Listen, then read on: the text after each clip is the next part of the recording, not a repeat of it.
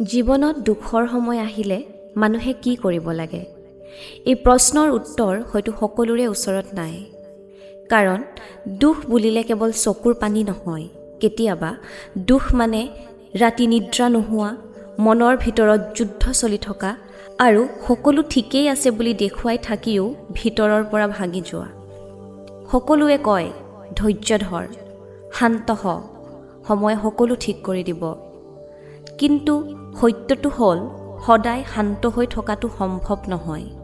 আমি মানুহ, আমাৰো দুখ লাগে, আমাৰো কান্দিবৰ মন যায়, কেতিয়াবা সকলো এৰি দিব মন যায়। আৰু এইটো কোনো দুৰ্বলতা নহয়, এয়া হৈছে নিজৰ প্ৰতি থকা ভালপোৱা বা আকুলতা। কিন্তু শুনক, জীৱনৰ আটাইতকৈ অন্ধকাৰ সময়বোৰেই বহু মানুহক শক্তিশালী কৰি তুলিছে। যি মানুহে দুখ দেখিছে, সেই মানুহেই আনৰ দুখ বুজে। যি মানুহে ভাঙি গৈও নিজকে পুনৰ গঢ়ি তুলিছে, সেই মানুহেই জীৱনৰ আচল যুঁজাৰু। মনত ৰাখিব, এটা বেয়া দিন মানে বেয়া জীৱন নহয়। আজিৰ কষ্টই হয়তো কাইলৈ আমাক এনে এটা জেগালৈ লৈ যাব, য'ত ৰৈ আমি পিছলৈ ঘূৰি চাই ক'ম, হয়, মই হাৰ মনা নাছিলোঁ।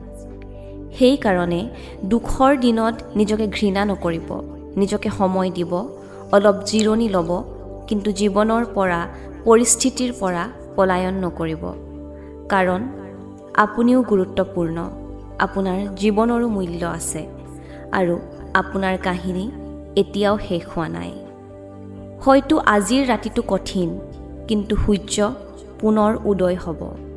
সেইকাৰণে পজিটিভ হৈ থাকক, নিজৰ ওপৰত বিশ্বাস ৰাখক আৰু মনত ৰাখিব, পিকচাৰ আভি বাকী হে।